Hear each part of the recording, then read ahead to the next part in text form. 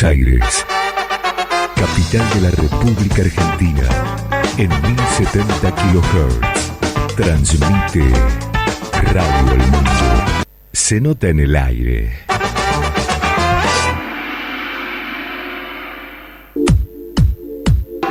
Científicos, investigadores y productores tienen lugar en la radio. Ciencia y producción. Escuchanos todos los lunes de 21 a 22 horas por www.am1070 Radio El Mundo.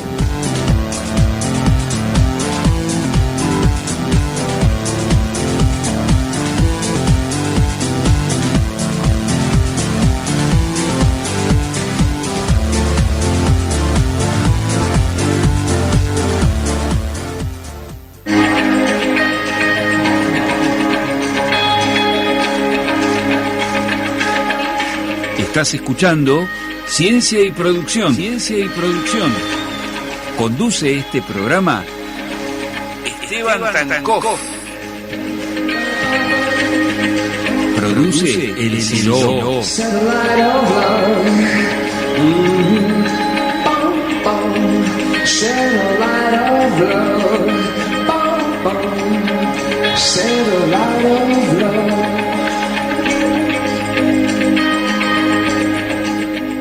Buenas noches, queridos amigos de Radio El Mundo y del programa Ciencia y Producción. Estamos nuevamente, como todos los lunes, al aire. Hoy tenemos una compañía muy importante, que es el director de Radio El Mundo, que es Eduardo Rodríguez Flores, que nos acompaña. Así que, bueno, muchas gracias, Eduardo. También está nuestra productora, Patricia Invernici, muchas gracias. Y todos los oyentes que nos están escuchando, también para ellos muchas gracias.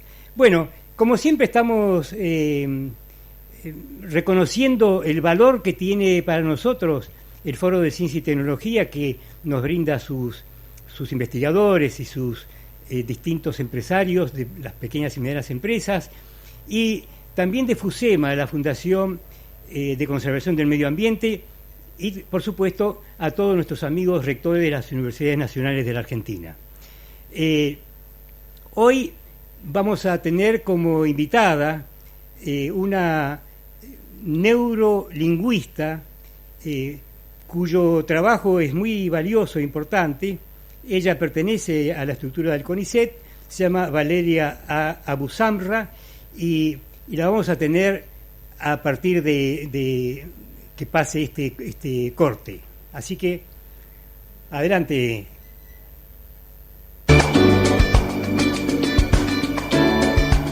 Las noticias del mundo científico y de la producción las escuchás aquí y ahora.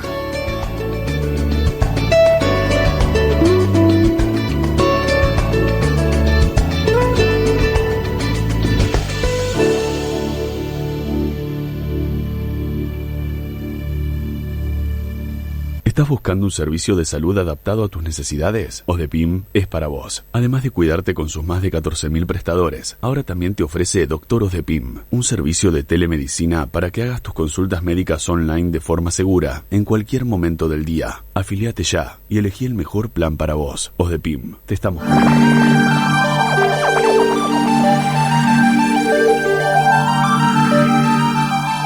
Bueno, ya está con nosotros Valeria Abousamra, así que arrancamos diciéndole, ¿qué tal? Buenas noches, Valeria, ¿cómo estás? Hola, Esteban, buenas noches. ¿Cómo estás vos? ¿Bien? Bien, dentro de todo, de la situación tan complicada que vivimos, sí. Ya nos acostumbramos a no impresionarnos por nada. Y la verdad que me gustaría, bueno, el tema de la relación entre el cerebro y el lenguaje que vos abordás junto con tu equipo y demás, sí. Para mí es realmente apasionante. Te cuento que yo tengo algunos conocimientos a partir de divulgaciones y demás. Por ejemplo, hay un caso de un chico que se perdió en la selva de muy pequeño. Sí. No sé si se perdió Sí. o sobrevivió a un accidente, que tenía más o menos unos 2 años de vida. Fue encontrado 3 años o 4 años después, y se le llamó el niño salvaje. Este niño no sabía hablar, porque había estado, digamos, había sobrevivido, vaya a saber de qué manera, si algún mono lo ayudó,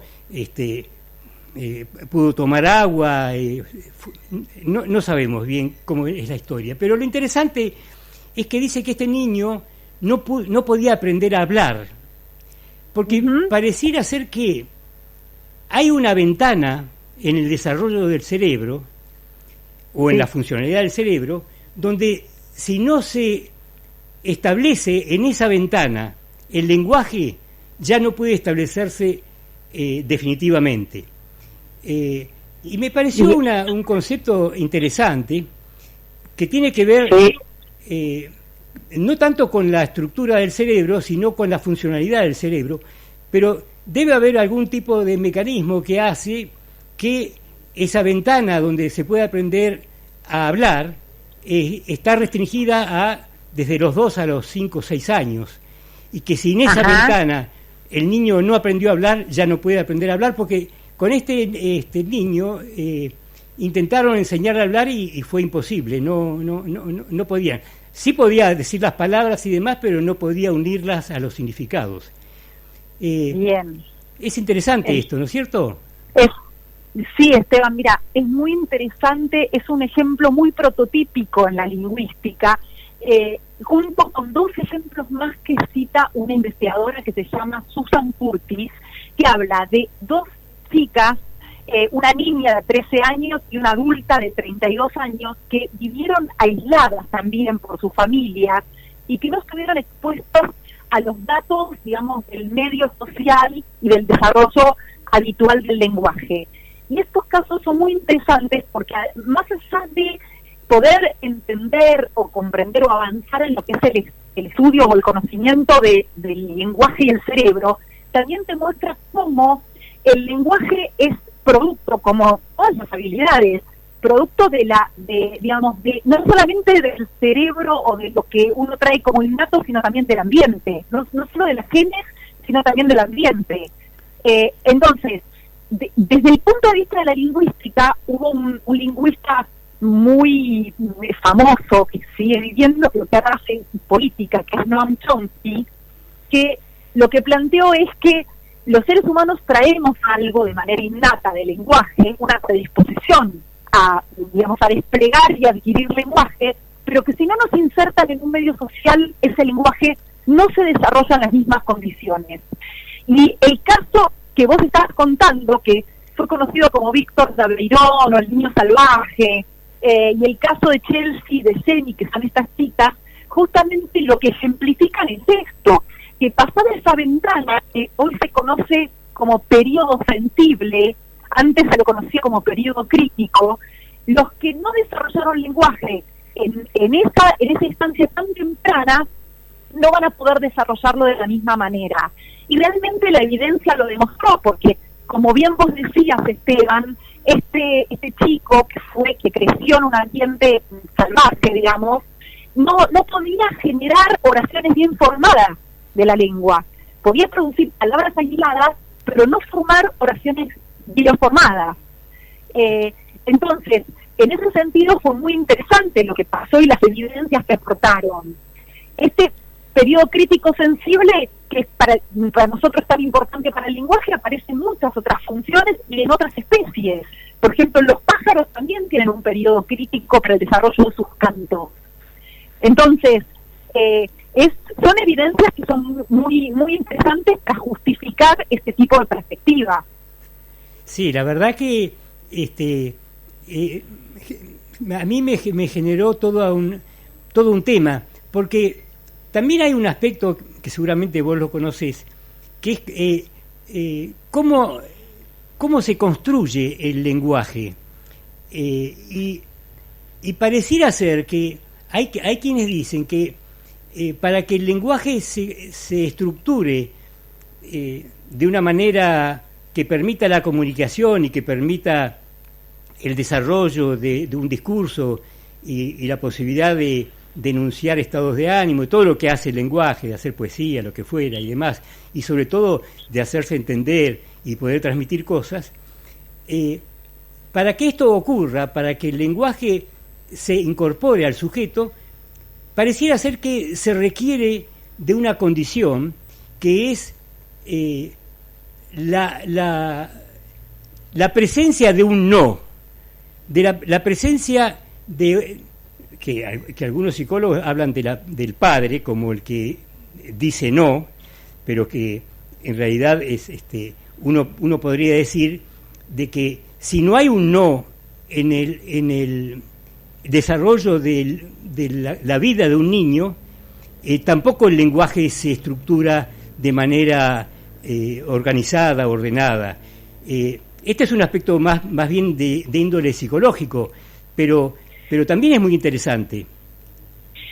Sí, esto que vos estás diciendo, a ver, yo siempre digo, siempre que empiezo a dar una clase, lo primero que digo es que el lenguaje es algo que nos atraviesa a todos los seres humanos, con lo cual es algo que nos interesa a todos, y todos tenemos opiniones y conceptualizaciones formadas acerca de lo que es el lenguaje.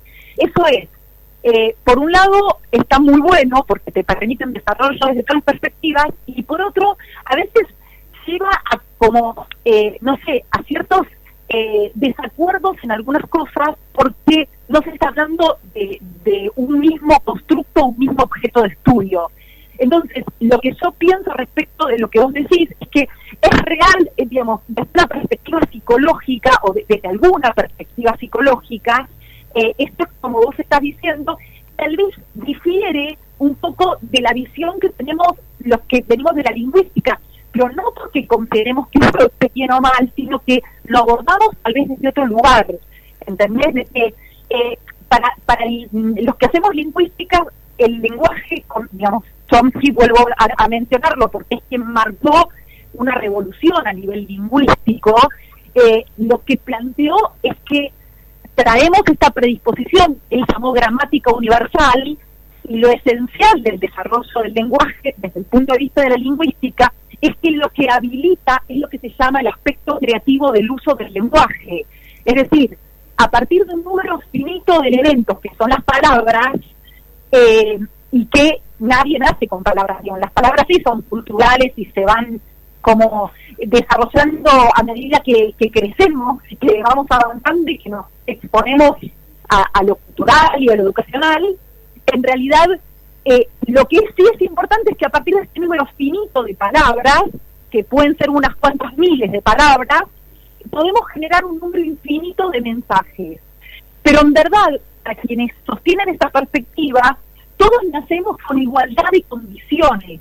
Después lo que te cambia es lo cultural, es la forma de expresarte y la forma de transmitir los sentimientos y los pensamientos, etcétera, etcétera.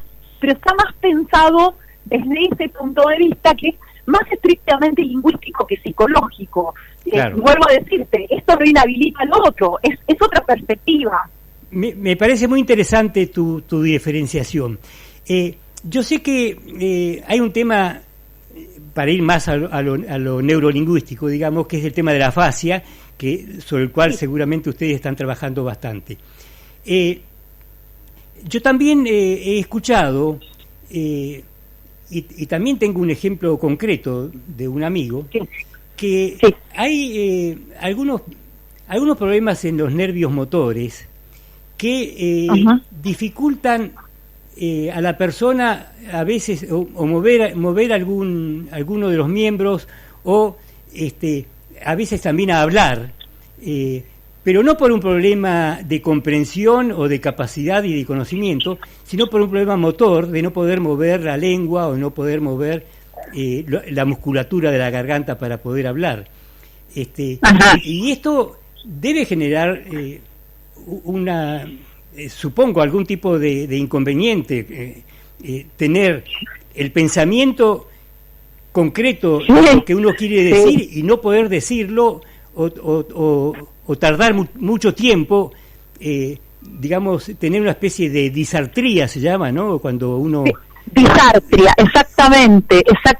Sí, es uno de los síntomas, digamos, de los posibles síntomas que es realmente, eso también es realmente interesante, ver la posibilidad de disociar, de que estén disociadas la comprensión, por ejemplo, de la producción del lenguaje.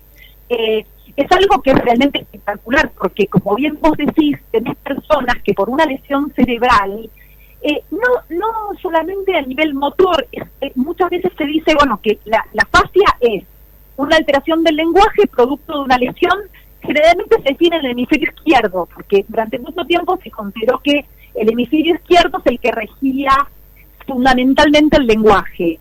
Hoy en día se sabe que el hemisferio derecho también rige funciones lingüísticas muy importantes, como por ejemplo todo lo que es la comprensión de metáforas, los actos de habla indirectos, serían algo así como pedidos indirectos a través de las palabras, el humor, la ironía, el sarcasmo.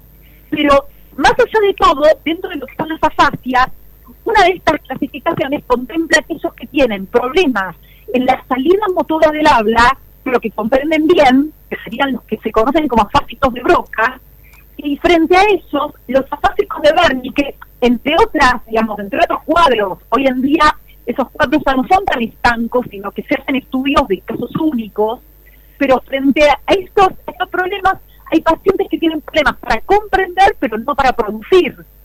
Entonces, esta especificidad te muestra también, o es también una evidencia de lo que se ha llamado, lo que Fodor, que es un psicólogo que viene trabajando mucho, que trabajó mucho en estas cuestiones, con que llamó la modularidad de la mente, la idea de que la mente tiene una estructura modular y que estos módulos pueden dañarse de manera selectiva, de manera tal que una persona no pueda hablar, pero mantenga intacta la comprensión. Es decir, por supuesto que es desesperante, porque no pueden transmitir lo que quieren transmitir, aún comprendiendo todo lo que quieren decir. Y seguramente yo pienso que todos los avances en informática, hay por ejemplo traductores de palabra a texto que se utilizan, donde vos ponés en internet, bajás una aplicación que te transforma lo que vos hablás en texto. Sí.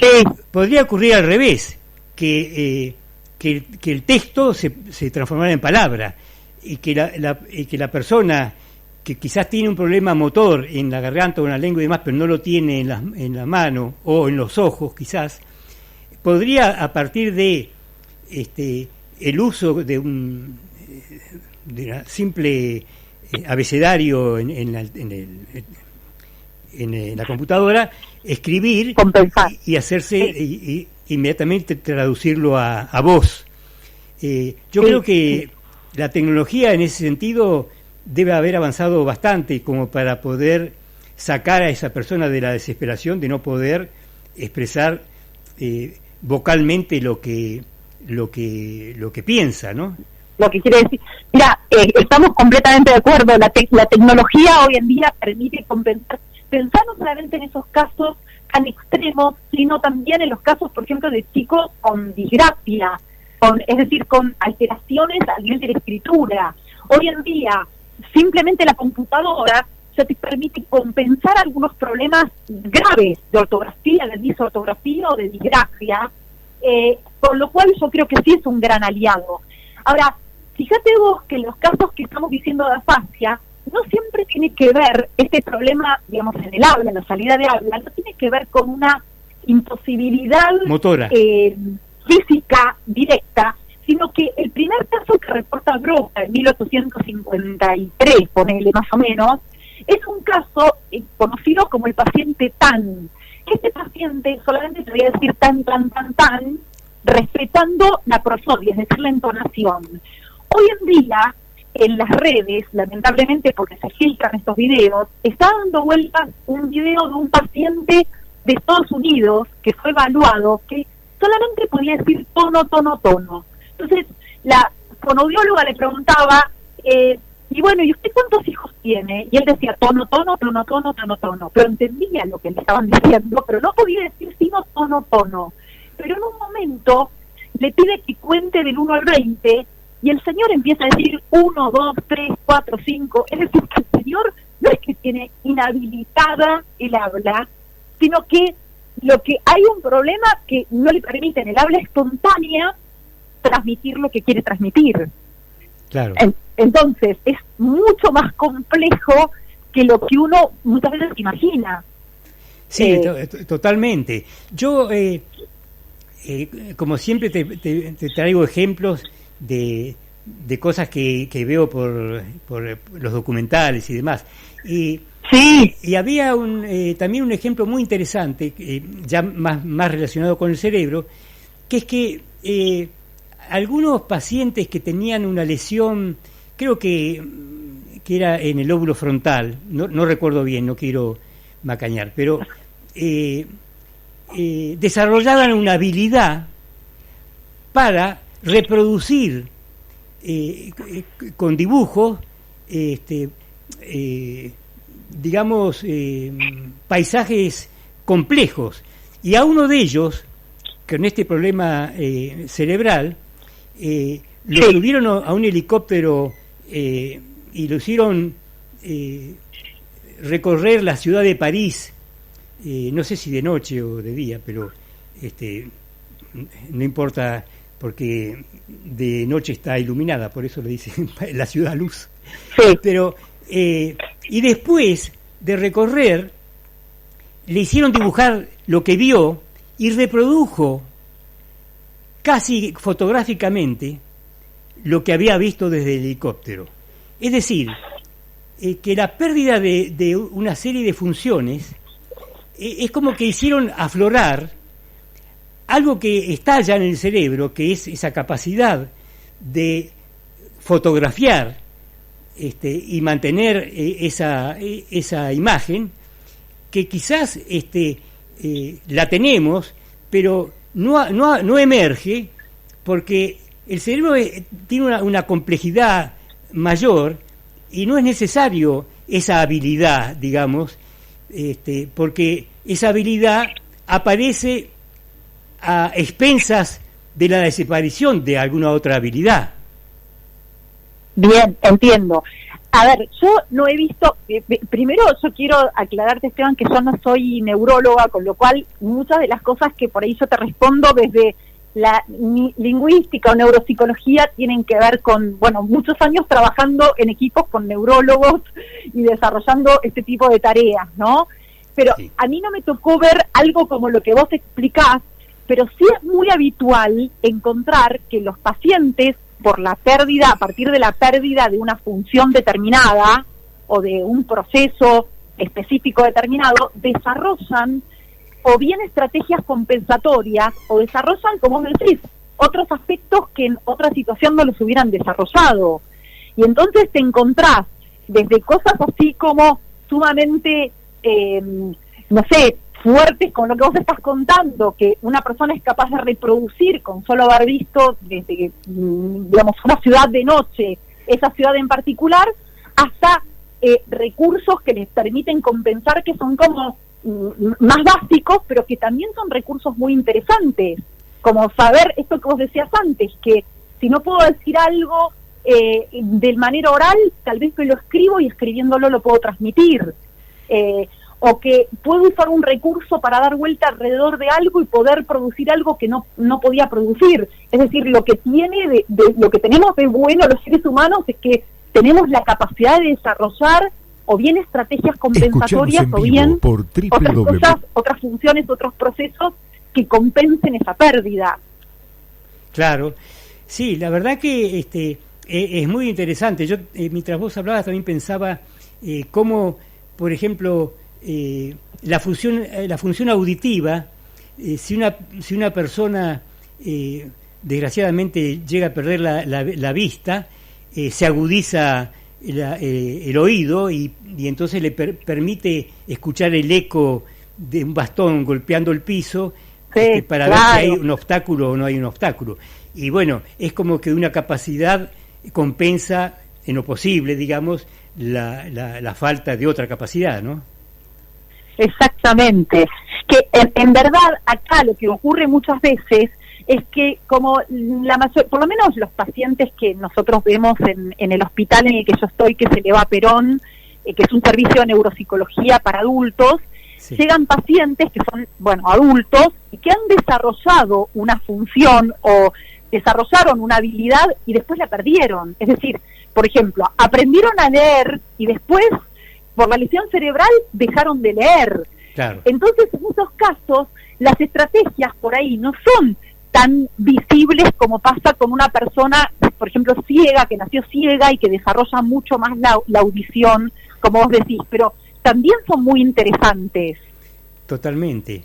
La verdad que me gustaría seguir toda la noche hablando de estos temas porque son apasionantes, pero no voy a decir lo que dice todo el mundo de que el tiempo es tirano, pero sí ha llegado el momento en donde, en principio, agradecerte por tu aporte, por desasnarnos en temas tan complejos como son el tema de las neurociencias y de la neurolingüística, y poder encontrarnos también en otro momento para seguir hablando del tema, sobre todo si aparecen algunos aspectos nuevos en lo que hace a la ayuda a la gente con los problemas neurológicos y podamos seguir conversando. Así que te mando un gran abrazo, Valeria, y espero entonces que nos encontremos más adelante y sigamos conversando.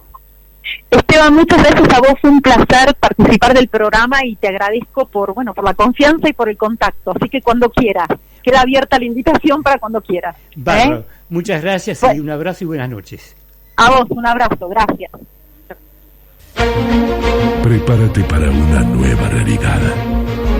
Prepárate para las imágenes, sonidos, voces, risas, recuerdos que es imposible borrar. Una forma de hacer televisión bajo una emblemática marca de radio. Radio El Mundo Televisión. La casa de los artistas. La misma televisión que hicieron los grandes próceres de la industria en Hispanoamérica. Alejandro Romay, Guarmestre, Héctor Ricardo García, Emilio Azcárraga, Hugo Moser y Genaro Delgado Parker. El gran canal de televisión está llegando. Radio El Mundo Televisión. Radio El Mundo Televisión. Radio El Mundo Televisión. Radio El Mundo Televisión. La casa de los artistas. Una empresa del grupo Rodríguez Flores.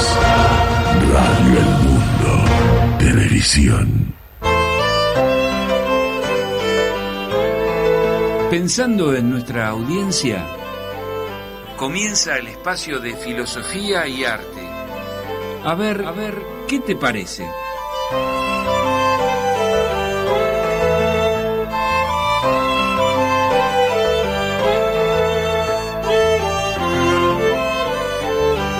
Bueno, llegó el momento entonces de el espacio sobre literatura, filosofía, que nos regala Dina Polev. En este caso nos va a contar un relato acompañado de un ritmo después del relato acerca de una mujer del siglo XIX que podría decirse que fue la primera mochilera de la historia. Así que escuchemos entonces el relato de Dina. La austríaca Ida Pfeiffer tenía 45 años cuando decidió dejar a su familia para salir a recorrer el mundo. No era ni rica ni pobre, ni joven ni vieja, ni bella ni glamorosa, ni culta ni intelectual. Era una ama de casa con ganas de descubrir nuevos horizontes. Por aquel entonces, a mediados del siglo XIX, Ninguno de sus conocidos en Viena hubiera sospechado que esta mujer menuda lograría lo que ninguna otra había conseguido antes: dar 2 veces la vuelta al mundo.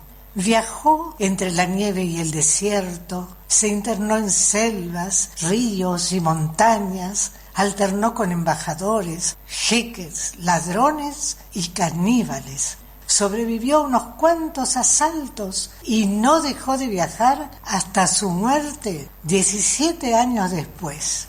A diferencia de otros viajeros de la época, que se trasladaban con lujos y un séquito numeroso, Ida viajaba con muy bajo presupuesto. Se alojaba en casas de familia, en postas, en conventos o donde le hicieran un lugar. Recorría largas distancias a caballo o en camello, viajaba con poco equipaje y comía frugalmente. Esto le permitió tener un estrecho contacto con las costumbres de cada pueblo. En 1852 se adentró en Sumatra, donde tuvo contacto con los Batak, un feroz pueblo de caníbales que había devorado a misioneros europeos. En una de sus travesías fue rodeada por un grupo de 80 nativos en actitud amenazante. Uno de ellos gesticuló como si fueran a cortarle la cabeza. Lejos de amedrentarse, Ida se paró frente a ellos y les recitó en idioma local una oración que había preparado para estas circunstancias. No me van a decir que van a comerse a una mujer, y menos a una mujer vieja como yo, que debe tener la carne muy dura. Ante el extraño acento de la mujer y su inesperado discurso, los hombres estallaron en carcajadas y permitieron que continúe su viaje.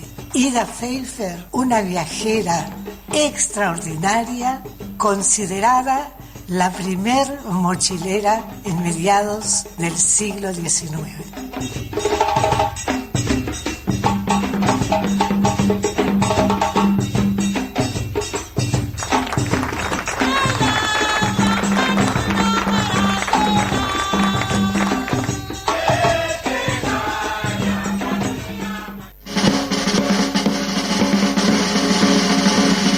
Antic, Patricia A. Compraventa de antigüedades, arte e instrumentos musicales. Consultas al WhatsApp 11 56 20 2136. El prefijo es 549. Correo electrónico elsiloo@yahoo.com. Antic, Patricia A.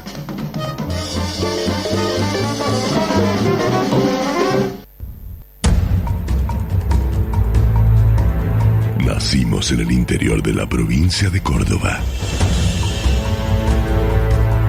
y nos estamos expandiendo a toda el habla hispana.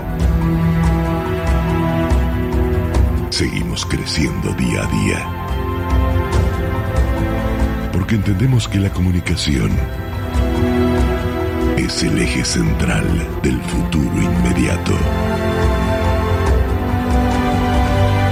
pero también de este trascendente presente.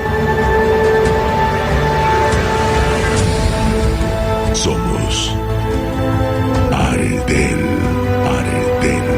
Arte Argentina Telecomunicaciones. Artel. Productos y servicios para una nueva generación. Artel. Una empresa del grupo Rodríguez Flores. Rodríguez Flores.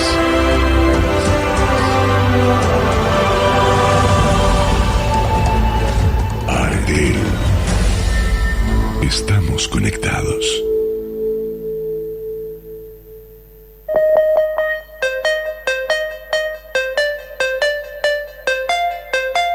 Entérate de qué viene. Misceláneas, cine, libros, humor y solidaridad. Now I'm back on my feet, just a man and his will to survive.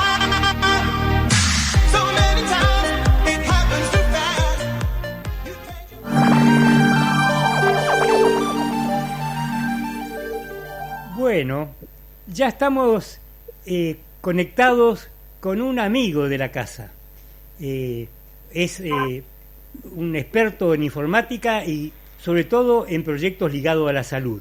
Así que estamos al aire con Roberto Schettini. Roberto, ¿cómo estás? Buenas noches, Esteban. ¿Cómo estás? Un gusto que me tengas presente y gracias por invitarme. Te lo mereces porque nosotros nos desasnamos con nuestros invitados. Este es un tema, bueno, no vamos a ni siquiera necesidad de nombrar la situación en la que estamos pasando, pero yo quería un poco preguntarte, en función de la realidad que existe hoy en el mundo, pero no vamos a extendernos al mundo, circunscribámonos a la Argentina, ¿de qué manera el aspecto de la informática podría ayudarnos, no solamente para el presente, sino también para el futuro? Es decir, ¿qué acciones, qué propuestas tenemos desde esa perspectiva, desde el uso de la informática para la problemática que estamos transcurriendo? Sí, Esteban, mira, cobró mucha importancia un proyecto que se viene manejando a nivel mundial, que es lo que se llama o se denomina salud digital. Tanto el BID, el Banco Interamericano de Desarrollo, como el Banco Mundial le están dando prioridad a este proyecto, digamos, que es la de salud digital. ¿Qué es la salud digital? Bueno, es el resultado de que se puedan incorporar las tecnologías de la información y de la comunicación, lo que comúnmente se llaman TIC, a los sistemas y servicios de salud. Y que esta incorporación de las TIC al sistema de salud lo que da es una oportunidad para la transformación precisa de todo lo que es la salud. Entonces, ¿sabes qué es interesante? Porque el Banco Mundial ya en octubre de 2018, en una cumbre mundial de salud que se celebró en Berlín, ya estaba hablando y estaba difundiendo una estrategia para la implementación de la salud digital como parte de esfuerzos amplios que se hace para que los países, para apoyar a países a que puedan repensar sus sistemas de atención primaria de salud. Vos fíjate, estaban hablando en octubre del 2018 y la importancia que cobró para aquellos países que empezaron a desarrollar lo que es la salud digital y que en algunos casos tuvieron ventajas ante la pandemia, ¿no? Ante el tener información precisa, el poder contar con datos y registro de datos en tiempo y forma, de acuerdo a cómo se iba necesitando. Y estas dos entidades, tanto el BID como el Banco Mundial, hacen mucho hincapié en lo que se llama la gobernanza de la salud digital, ¿no? Entonces, ¿qué es lo que ellos dicen? Bueno, que hay que hacer esfuerzos mancomunados, tanto el gobierno con su Ministerio de Salud, con sus ministerios de desarrollo a nivel digital, el sistema de salud, en realidad, tanto público como privado, con todo lo que es el perfil epidemiológico, el tema del acceso y la confidencialidad de los datos clínicos, el tema también del crecimiento del gasto que hay en salud. Vos fíjate que todo el mundo se encuentra hoy por hoy en el desarrollo de lo que son las vacunas. Acá tenemos el laboratorio de Richmond también que está avanzando, hay inversiones allí que hay que hacer. Se busca la calidad también en lo que es la atención. A esto tampoco se escapa lo que son las legislaciones, que son las disposiciones legales para la información clínica, para la protección de los datos de los ciudadanos, lo que es la propiedad intelectual, y a esto sumarle las TIC, ¿no? Estas empresas tecnológicas de información y comunicación que le pueden agregar valor al sistema de salud. Entonces todo este microclima, digamos, o todo este combo de entidades que están relacionadas, ellos le llaman gobernanza de la salud digital. Y a partir de esa gobernanza, bueno, después pueden salir proyectos que se pueden implementar en hospitales, en centros de atención primaria, lo pueden implementar los profesionales de la salud, y obviamente interactúan con ciudadanos, con pacientes, con centros de investigación y con universidades. Entonces, es muy interesante esto. Uno quizás se pregunta, bueno, ¿y Argentina cómo está con respecto a este tipo de proyectos? Bueno, sí. Es interesante que en la página de la Dirección Nacional, del Ministerio de Salud de Nación, de Argentina, ahí hay una Dirección Nacional de Gobernanza e Integración de los Sistemas de Salud. O sea, Argentina está trabajando en esta red de salud digital. Según lo que informan el Ministerio de Salud, ya empezaron a trabajar en una primera etapa donde hacen todo un fortalecimiento de las capacidades, la definición de estándares, una implementación de infraestructura central, también requisitos funcionales para aplicaciones clínicas, y dándole un marco legal y regulatorio, obviamente, ¿no? Y esto tiene que ver también con un plan nacional de conectividad, porque lo que se necesita, obviamente, es que para esta salud digital, haya conectividad, ¿no? Yo quería, creo que en alguna oportunidad hemos conversado, pero bueno, esta es también una buena oportunidad. Uno de los problemas que yo veo que están presentes es que hay un problema de salud mental que se genera a partir de no ver con claridad el futuro. Es como que hay una incertidumbre y una cierta temor de que esto dure, no sé, una eternidad. Y hay mucha esperanza que se constituye en torno de la vacuna. Y yo veo que hay muchas personas que han sido vacunadas por primera vez, gente grande ya, y que está preocupada por si le van a dar la segunda dosis, a pesar de que han sido convocados a una primera dosis, les queda siempre la preocupación, porque la segunda dosis no se aclaró muy bien en qué tiempo se haría. Se le dio la primera dosis, pero no se le dijo cuándo va a ocurrir la segunda dosis, y esto ha generado mucha inquietud en un sector de la población vacunada, y sobre todo la gente grande, que está angustiada por cuándo le van a dar la segunda dosis. Eso podría resolverse con ese concepto de documento de vacunación que habíamos conversado. La palabra no es documento, sino libreta electrónica de vacunación, donde ahí la persona podría acceder un poco a este tipo de acciones que se propone desde el gobierno. Exacto, sí, Esteban, mirá, está bien que hagas hincapié en este punto. A mí me pasa con mi papá, que tiene 85 años, hace un mes se dio la primera dosis de Sputnik y ahora está ansioso por saber cuándo le toca la segunda, ¿no? A ver, paréntesis, la verdad que también felicito a todo el sistema de salud, tanto en la provisión como en el suministro, los voluntarios, la verdad que recibió una atención muy buena, con un buen trato, ¿no? Pero, a ver, vamos a la pregunta que me decías, ¿no? Sí. Justamente los medios digitales y lo que es la tecnología, lo que te permite es eso. Vos mira, te doy un ejemplo. Vos hoy por hoy en el correo, antes cuando alguien te mandaba una encomienda o te mandaba algún paquete, inclusive hasta de un país a otro, vos tenías mucha incertidumbre hasta que te llegara ese paquete, ¿no es así?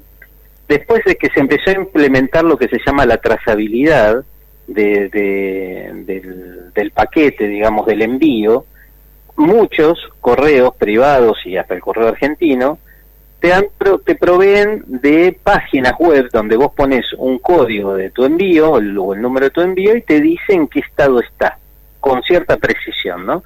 Si está en distribución, si se está enviando, si está en entrega, en dónde se encuentra. Y lo mismo te pasa, por ejemplo, cuando te haces un análisis de sangre y de orina. Los laboratorios también te dan un código y vos podés entrar por internet y saber, bueno, en 48 horas, en 72, según el momento, te dan los resultados. Bueno, lo mismo, contando con una libreta electrónica de vacunación, no solo vos podés tener el registro de la vacuna que te diste, porque hoy estamos hablando de COVID, pero la gente, vos imaginate que ya se inició la vacunación también contra la gripe y contra otras vacunas, contra otras enfermedades, que se comenzaron las vacunas de las campañas de vacunación, en donde vos podrías llegar a tener una información entrando a un celular, entrando a una página web, o hasta llamando a un 0800 y poniendo tu código, algún código que te hayan dado.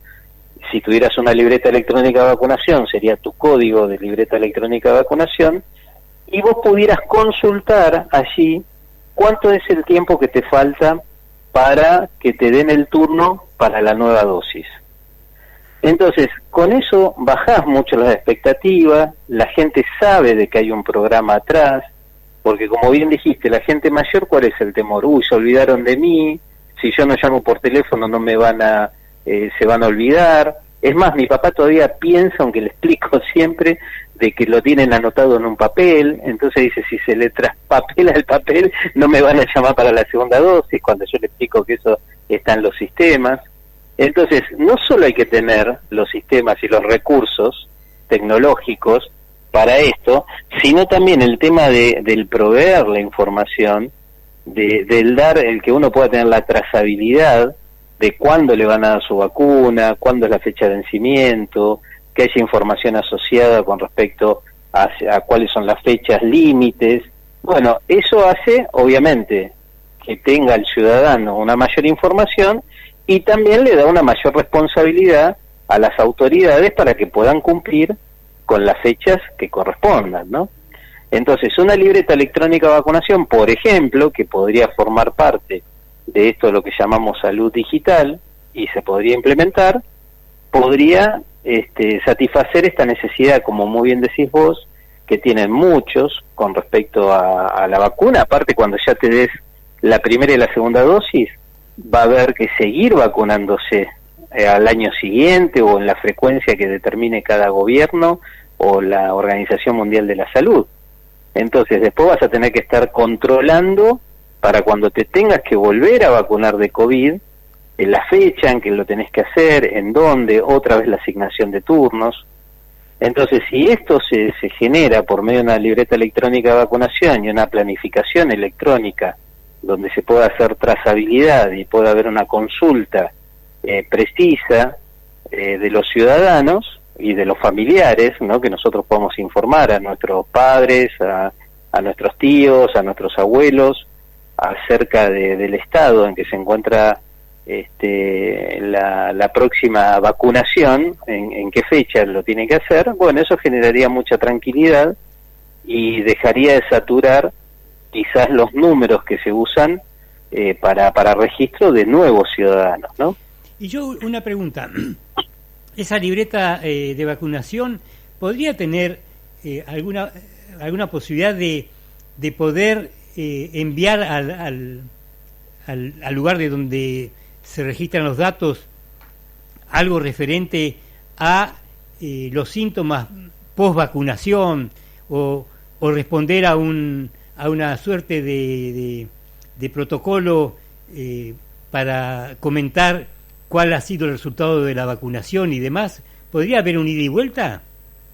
Sí, obviamente. Vos fíjate con la aplicación Cuidar, que también se implementó y también se hizo en un tiempo bastante breve.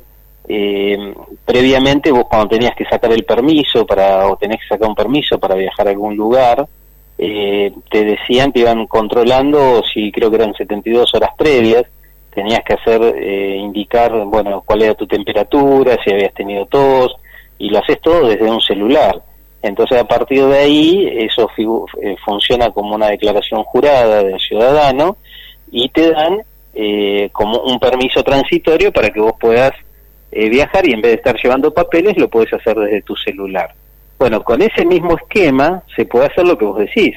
no se puedan registrar cuáles fueron los resultados de la aplicación, si tuviste algún dolor dentro de las primeras 24 horas, que te puede, en algunos casos puede llegar a dar pequeños dolores, o pueden dar un poco de temperatura. Bueno, poner lo que sean los antecedentes del resultado de tu vacunación, como para que vos no tengas preocupaciones y quizás no tengas que preocuparte demasiado, salvo que el instructivo o esa guía clínica que te hagan llenar determine que tengas que ir a ver a un profesional de la salud, ¿no?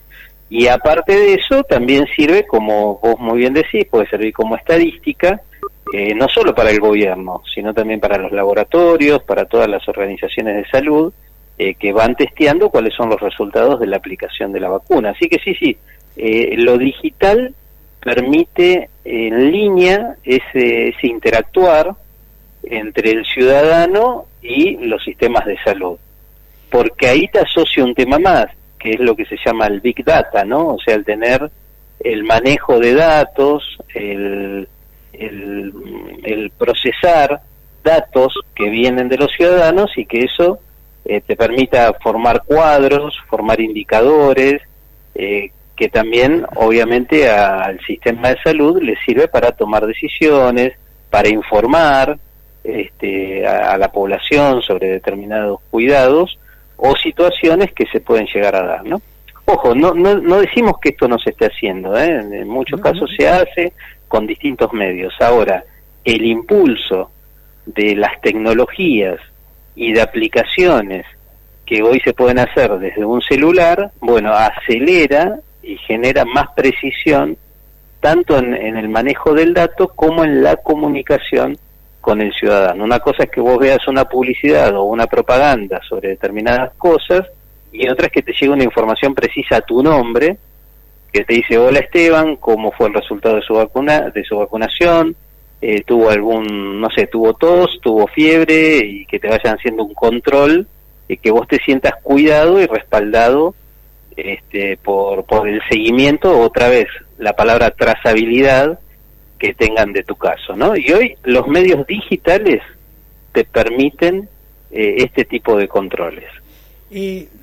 Yo escuché el comentario de un amigo médico y demás, que comentaba lo valioso que sería hacer un censo nacional, como los censos que se hacen a nivel del INDEC, por ejemplo, que se hace cada determinado tiempo, y donde se censa prácticamente a todas las personas en el periodo de un día o de 2 días, porque es un esquema muy masivo de censar. Yo pensaba qué relación podría establecerse entre hacer un censo masivo y la libreta de vacunación, ¿no? ¿Cómo hacer ambas cosas unidas, ¿no? Mirá, nosotros hace mucho tiempo que venimos hablando, por ejemplo, ¿no? La libreta electrónica de vacunación es un ejemplo de soluciones prácticas que se pueden dar ante necesidades o requerimientos de los ciudadanos, ¿no? ¿Te acordás que nosotros hace un tiempo, cuando hablamos de este tema antes de la pandemia, hasta te digo unos 3 o 4 años antes de la pandemia, veníamos hablando contigo de lo que era la libreta de vacunación y estuvimos presentando el proyecto en distintos lugares? Una de las cosas que decíamos que se podía hacer, no solo con la libreta de vacunación, sino también implementando los procesos y los procedimientos que te permitan tener un buen registro y control de estas vacunas, era que en forma instantánea se podía tener la información de la cantidad de personas que se estaban vacunando y la cantidad o el stock de vacunas que tenías, ¿no? Entonces, hasta podías poner, no sé, un cartel, si querés, en las principales, un cartel electrónico en las principales ciudades de las provincias de la Argentina, y se podría estar marcando un minuto a minuto de las personas que se están vacunando, del resultado de la campaña de vacunación, que podría ser tanto a nivel país, a nivel nacional, como a nivel regional, ¿no? Si estás hablando de la ciudad, de una provincia, de una intendencia, se podría hacer.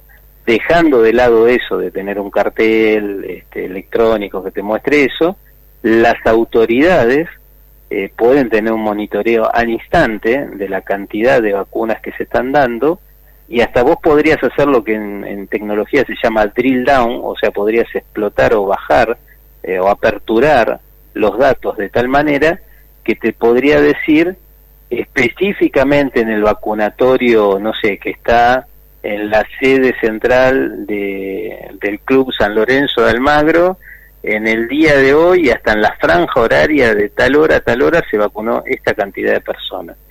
Te vuelvo a repetir, no es que no se esté haciendo eso, es muy probable que, como se registran todos estos datos que se puedan tener, pero estamos hablando de prevenir, porque muchas cosas se hacen ante la necesidad, y cuando vos la haces ante la necesidad, lo que no te permite a veces es tener una visión global, ¿no? Entonces que digas, a ver, ¿cuáles todos los requerimientos que voy a tener? O sea, vas a lo urgente en vez de lo importante. Cuando todas estas cosas se hacen con anterioridad, se puede hacer una planificación, se separa lo urgente de lo importante, y te puedes dar una perspectiva donde después, cuando te viene en algún caso de pandemia o alguna situación que tenés que reaccionar rápido, bueno, quizás solo le tengas que hacer pequeños ajustes a lo planificado y a lo definido. Bárbaro. Ahora, la verdad que perdón. Fue una excelente relación la que hemos constituido en este momento, y te digo lo siguiente: le voy a enviar este reportaje a mi amigo Jorge, que es un extraordinario médico que está trabajando fundamentalmente sobre la política necesaria para resolver este drama del país. Así que vamos un sanitarista muy reconocido, yo también lo conozco. Exactamente. Bueno, así que nuestro amigo Jorge va a recibir este reportaje. Te mando un abrazo, Roberto. Muchas gracias. Y espero que podamos encontrarnos más adelante y podamos darnos un abrazo. Exacto. Muchas gracias, Esteban, por tenerme en cuenta, y muchas gracias a vos también por la difusión que haces de estos temas tan importantes para la salud y para el ciudadano. Bárbaro. Un abrazo. Bueno, hemos terminado entonces nuestro programa de este día lunes, la verdad, con dos importantes invitados que nos han, como dije inicialmente, desasnado de temas que para nosotros son muy valiosos, y para la gente es muy valioso saber que hay personas, profesionales, científicos, empresarios, que están preocupados, no solamente preocupados, sino que están trabajando, accionando para resolver los problemas que tenemos en todos los ámbitos del país, llámese la ciencia, la producción, la salud, todos estos aspectos que tanto necesitamos resolver. Así que a todos nuestros oyentes, muchísimas gracias, que pasen muy buenas noches, que duerman bien, que sueñen con los angelitos, y que mañana sean todos felices.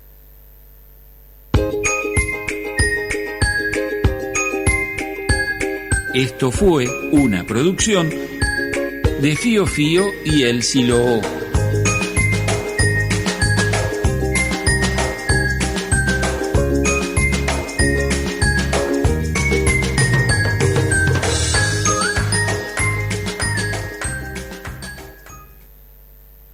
Desde Buenos Aires, capital de la República Argentina, en 1070 kHz. Transmite Radio El Mundo. Se nota en el aire.